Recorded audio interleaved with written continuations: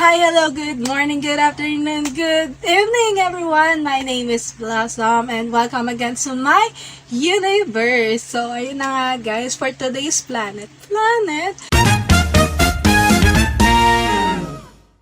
For today's video, nakita nyo na sa title sa baba na we will have an unboxing time plus I will show you yung mga binili ko nung MIBF. Though, nakita nyo na siguro siya sa Instagram story ko or sa Facebook story ko. Pero yun nga, dito muna tayo. Kararating lang nito guys, fresh na fresh katulad ko, na fresh from the bathroom. So, ayun na nga. So, for today's highlight, no? So, lutang na lutang po ako. Nagsusulat ako kanina kasi kaya lutang ako ngayon. Pero pasensyahan nyo na. Kailangan ko na siyang i-video ngayon. Kasi excited ako kaya kailangan ko na i-video. So, ayun na nga. So, ito kararating lang nito and ito ay ang anthology book ko na sinalihan sa KMNH Publishing, no? Ito yung The Melody of Stories Volume 7.5. So, yung The Melody of Stories Volume 7, meron siyang 5 sub-stories ba yung tawag nun? Basta 5 set of stories. So, meron tayong 7.1, 7.2, 7.3, 7.4, and ito na nga yung 7.5. So, hindi ko na siya patatagalin. Let's unbox this! So, ang initial kong pinabili sa akin guys, ay 3 libro. Actually, in-order na to sa akin nung moment pa lang na nag-post ako ng ng story ko. So, ayan. Ay, wow! So, ito siya guys. Ito yung isa sa freebie ni Ma'am Kim, no? So, bag siya na pwede mong paglagyan ng pwede mong paglagyan nitong books. Ayan. So, hindi ko to dadayain guys. Ito po siya. Ito po yung book. The Melody of Stories. At ang previous niya, matuwa kayo sa mga tatlong na bumili sa akin. Ang previous niya ay Random Thoughts but True Feelings. So, books din siya guys. So, congratulations, no? Alam ko kasi bukod sa books, isa pang previous niya ay ball pen. So, either pala yon. So, at least, diba guys, meron na kayong dagdag na collection ng book nyo. Pero hindi ko gina-guarantee na ito pa rin yung matatanggap nyo pag umorder kayo. Pero mamaya na yung pagtungkol sa pag-order, tingnan muna natin yung libro. So yan, let's dig in sa libro. Kung makikita nyo yung front page, ayan, The Melody of Stories Volume 7.5. Guys, tandaan nyo, 7.5 yung sa akin ha. Nag-promote. So, ayun nga. So, makikita nyo, it's headset, tapos, ayan, yung mga nota-nota na yan. So, preview lang. Etong The Melody of Stories, mga stories siya na nabuo because of songs ng mga artists. So, lahat ng story dito ay inspired sa mga songs ng mga artists. So, yung sa akin ay So, yun nga, yung preview, yung inspiration ng song na pinili ko para sa volume na ito ay yung Parting Time. So, hindi ko siya mapiplay dito guys kasi baka makopyright tayo. Pero, ayun nga, yun. So, kung gusto yung basahin yung story ko dito, magpa-background so kayo ng Parting Time para damang-daman nyo yung tutut. Ayaw mag-spoil. Pero, ayun nga. So, yun, meron tayong 6 na authors dito. Syempre ako, si DAC, si Binibining Mary, kung kilala niya siya, nasa Dream siya. Tama ba? Nasa Dream siya, ang alam ko ha. Then si Bern 5, si Benedictus, and si Zechariah. Etong si Binibining Mary and Zechariah, Facebook friends ko sila and nakaka-interact ako sila. So, please guys, support our book, 'di ba? So, ayun nga. So, buksan na natin. Kasi kanina pa ako dumadaldal dito. No? So, ayun na. Buksan na natin. So, ang unang page ay bookmark. So, yung bookmark, oh, so cute. Yan. Love story, love you, love story. True ba? Charot! Bumili na kayo para malaman nyo kung love story pa talaga yung nandito. So, ayan, love story. No? Yan. Ang ganda, di ba? Ayan, nakikita nyo ba? Yan. Sana makita ninyo na maliwanag kahit low quality yung cellphone ko. So, ayan. So, yun nga, ayan. Naulit lang. The Melody of Story, volume 7.5. Then, sa loob. Yan. Yan. So, everyone who never quits, who strives, even if everything seems so hard, this is for you. So, yan. Kung gusto nyo, kiligin, umiyak, ito yung perfect book para sa inyo. So, ayun na nga. Sana natin. Acknowledgement.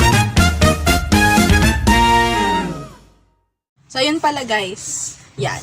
Akin pala yung pinakaunang story sa libro. Ngayon ko lang nalaman. So, ayan yun. Pinakaunang story sa akin yan. Ang title is Unbound Time With You. Trivia lang. Nung sinusulat ko yung Unbound Time With You, pinakikinggan ko syempre yung parting time para nakukuha ko yung atmosphere na gusto ko. Yung emotions na gusto ko. At alam nyo, dahil sobrang hilig ko sa milk tea at kape, syempre, doon sila ulit nagkita. Familiar ba? Oo, familiar yan. Ipapakita ko sa inyo yung mamaya. Isa pa libro na tungkol sa milk tea at kape. So, ayan. Dahil dito, no? So, yung Unbound Time With You, alam niyo na, Unbound Time With You. So, how can two people love if it's not already time? If it's already unbound. No, sabi nga, nakaw na lang yung sandali. Oh, pero hindi ako promoter ng cheating, kaya guys, hindi yun tungkol sa cheating, ha? Pero, paano kung yun nga, kung yung time mo para sa pinakamamahal mo ay naubos na? No? Nakaw na sandali. So, yan. Bibigyan ko na lang kayo ng pamalakasan na words dito bilang pagtatapos sa batch? Sa part na ito, no? So, yan. Ito, basahin natin, ha? Sa akin lang. Kasi yung laman ng librong ito, gagawin ko siya ng separate reaction video, no? Magbibigay ako ng mga quotes, learnings, pero soon na yon, iba yon, iba, ay, sorry. Iba yon, pero yun nga. So, akin lang muna. Alam niyo to. Gusto niyo nasasaktan, di ba? Sarap. So, yun na. Sabi dito, letting you go is not the hardest part of goodbye. It is what comes afterwards. Especially knowing that you will never come back ever again. No, totoo naman yun guys, 'di ba? Na hindi naman mahirap palayain yung tao. Yung mahirap doon yung pagkatapos. No, sabi nga ng mga couples na naghihiwalay, mahirap magsimula ulit pag may natapos na relationship, no. Pero what if, no, ni-spoil ko na kayo. What if, 'di ba? You need to let go sa person na 'yon. And you will never see her again. No, kaya ba nating magpalaya? No. Ito pa. Sana masaya ka na sa kung nasaan ka man ngayon. Huwag ka nang mag-alala sa akin. Kakayanin ko ito para sa'yo. This is our parting time, but I will see you soon, mahal. No, alam natin merong dalawang bagay na hindi natin mapipigilan. Una, oras. Pangalawa, kamatayan. No? So, yun yung gusto kong i-point out sa atin, no? That time and death is inevitable. So, yun. If you want, diba, spend time No, nagkaroon ako ng mini advice, but always spend time with the person you love. No, para wala tayong pinagsisisihan sa huli. Hindi katulad ng character ko. Charot! So, ayan na nga guys. Yan, bumili na po kayo. The Melody of Stars, volume 7.5. Available yan sa Shopee for only 320 pesos. And yung previous niya, etong bag. Then, pwedeng itong book kung pinalad kayo katulad ng mga nagpa-reserve na sa akin. Etong book. Pero, isa pa niyang freebie is yung ballpen ng KM&H. And of course, bookmark. So, bili na po kayo. I will put the link of this book, now The Melody of Stories, sa description box. Okay? Hello ulit! So, yun lang. Ang corny ko, di ba? Hello ulit, guys. So, let's go naman sa books na binili ko ng MIBF 2023. Nung January, story time tayo ulit. Nung January, I really hope to buy a lot of books. Hindi lang sikat na books, but those na underrated. But because of a lot of things, graduating ako and maraming ginastos. Yung inipon ko for MIBF, ay nawala. Sad. Just kidding. Masaya naman ako na nakagraduate ako at lalagay ko doon yung kailangan kong money. So, ayun na nga. Dalabi ko na naman, chika, let's go. So, una kong binili. Sa hindi nakakaalam, I am really a lover of stories na sinusulat ni Ate Demi. So, Ate Demi, anak ni Rizal. Unfortunately, una akong pumunta sa Anvil Publishing, kaya hindi ako nakapunta ng Psycho. So, hindi ako nakabili ng Peculiar. Basta yun. Abulule, no? Basta yun, yung book na Ate Demi sa Psycho. Pero yun, masaya pa rin ako na nakuha ko to. Wake Up Dreamers, guys.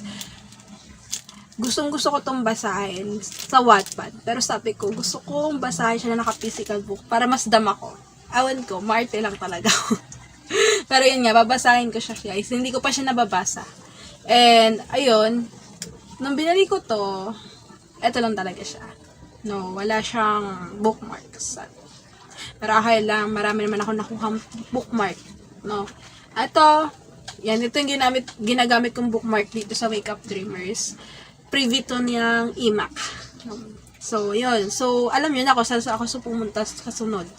Ay, hindi pala. Pangalawa pala itong pinuntahan ko. Kasi una akong pinuntahan is yung book signing ni Mesania. Mesania is a member, English. Membro siya ng Writers Gym Guild family na finound ko. I am the foundress of that organization, writing community. So, yun nga, isa si Mesania sa writers doon. At yun, to support her, yun talaga yung pinunta ko sa MMIBF, kasi hindi dapat talaga ako pupunta kasi malulungkot lang ako na hindi ko mabibili yung mga libro na gusto kong bilhin. Pero yun nga, for her, pumunta pa rin ako. So, ayan, My Possessive Husband, guys. Title pa lang. Romance na ang maaamoy mo. So, ayun nga. Hindi ko pa to nababasa fully. Nasa chapter 3 pa lang ata ako. 4. Waiting na natin yung bookmark. Chapter 2. Ulian. Oo, kasi nga may prologue pala to. Kaya, ayan. So, yan lang. Bookmark niya. My Possessive Husband. Tapos, quotation yata. Famous quotation ng book na to. Tapos, ayan. Yan. Guys, bumili na po kayo. 680. Hindi ko alam. Naka-pre-order to, guys. Pero siguro, pag lumabas yung video na to, sale na siya sa Shopee. Kaya ililink ko yung ilalagay ko sa description box yung link nitong book na to. So, supportahan niyo po siya. Sobrang kindest person I know. May piso ko sa'yo sa niya, ha? Joke lang. So, supportahan niyo po yung libro ni Mesania. Guys, and gagawan ko din to ng honest review. Nasabay ng Melody of Stories at ng Wake Up Dreamers. Pero titinan ko kung Wake Up Dreamers, kung masasama ko yung Wake Up Dreamers or hihintayin ko yung ibang book na bibilhin ko na sinulat ni Ate Dem. Okay? Ayan. So, ito pala yung preview. Previous na, guys. Ayan. So, ayan yung book. book keychain. Ito, keychain din. Hindi ko alam yung tawag dito eh. Tapos bookmark galing sa iMac. Yan. Then ito, yan to be continued na yan. Ito ay bookmark galing sa, ito ba yun? Wait lang guys. Sayang nga, tama ako na. Yung to be continued ay sa iMac. Binigay. Loading of person. Ayun nga, sa iMac siya guys. So yan. Pero itong may pa love note. Love note. Ayan. Ayan. Ito ay note para sa aking first ever book. So, ayan nga. Tapos na ako sa MIBF ko. Yun nga, dalawa lang yung nabili ko. Pero yun, bawi tayo next year. At may mga kinokolekta din akong libro ngayon from my WGG family. So, yun muna yung pinofocus kong bilhin. Then, hopefully, makaipon ako para ulit sa MIBF 2024. So, ayan nga. So, eto na nga siya, guys. Sabi ko kanina, meron pa akong isang libro na about milk tea and coffee. Eto po yun, Serendipity of Hearts. Yan. Yan yung first ever book ko. Kung napanood nyo na, yung unboxing video nito dito. Ayan, kung hindi pa ito, panoorin nyo. Inutusan. Panoorin nyo po siya. Maganda po yan. I almost cried on that video. Oh, panis. So, ayun na nga. So, eto nga guys. I have my very first book at time ko siya para i-promote today. No, sa mga readers ko, alam ko na konti pa lang kayo, pero soon dadami din kayo. And to those who watch this video, I hope na supportahan nyo po yung libro ko, Serendipity of Hearts. This book po ay stand-alone. Ako lang po nagsulat niyan. Kaya kompleto Ricardo's 20 chapters. Pero sinasabi sa inyo, worth it po ito. For only 280 pesos sa Lazada. Available po siya sa Lazada. Ilalagay ko rin yung link niya sa description box mamaya. Kung kailan ko ma-edit yung video na to. So, ayun na guys. At yun nga, dito na nagtatapos yung video natin for today. I hope na nag-enjoy kayo sa panonood sa akin. Thank you very much for supporting me from writing to this platform. And I hope na supportahan nyo pa yung isa pa. Sinasabi ko lang, may isa pa po akong libro, anthology din yun, na lalabas this year. Hopefully this year, kung hindi next year. Pero yun nga po, I hope that you will continue to support me and continue to be happy, keep blooming, keep shining. Magkita-kita tayo sa mga susunod pang video. So if you like what you see, please like, share, and subscribe. Magkita-kita tayo in the next one. Bye-bye!